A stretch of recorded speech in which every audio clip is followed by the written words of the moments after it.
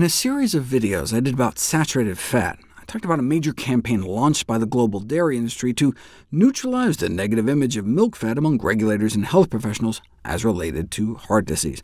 That campaign continues to this day, with the publication of a meta-analysis demonstrating neutral, meaning non-harmful, associations between dairy products and cardiovascular disease and death.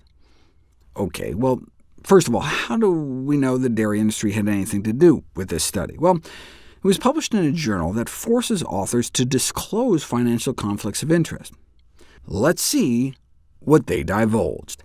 Dairy, the fourth largest dairy company in the world, dairy, milk, beer, soda, McDonald's, dairy.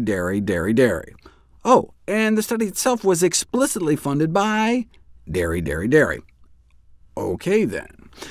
The other big new one was this, suggesting that a little bit of cheese every day isn't just neutral, but actually good for you. And they make it clear that they have no conflicts of interest. They're just employees of the Yili Innovation Center and the Yili R&D Center. You know, China's largest dairy producer, making it one of the world's largest dairy companies. OK, but how can cheese consumption be associated with better health outcomes? Well, most of these studies were from Europe, where cheese consumption is associated with a higher socioeconomic status. See, in Europe, they're not eating Cheez Whiz and Velveeta. Cheese is generally an expensive product, and so who eats cheese? Those with higher-paying jobs, higher socioeconomic strata, higher education levels, all of which are associated with better health outcomes, which may have nothing to do with their cheese consumption. Higher socioeconomic groups also consume more fruits and vegetables, and more candies. So I bet you could do a population study and show candy consumption is associated with better health. Shh, don't tell the National Confectioners Association. Too late.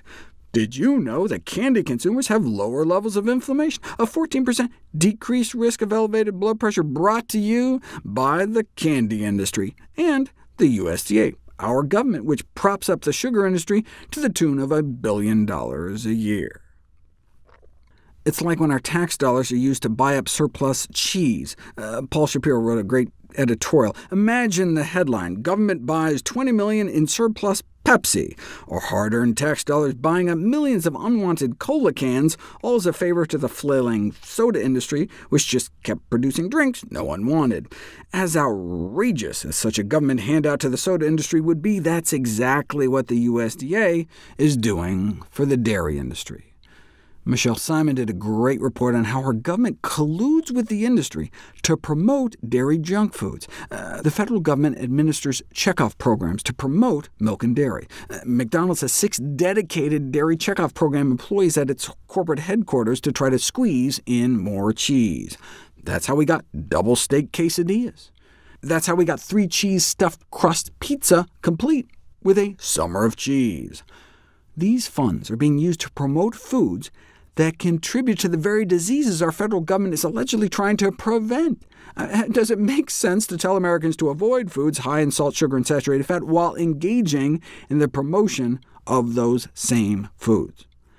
Look, the meat and dairy industries can do what they like with their own money, but the public power of taxation should be used for the public good, not to support the dairy and candy industries.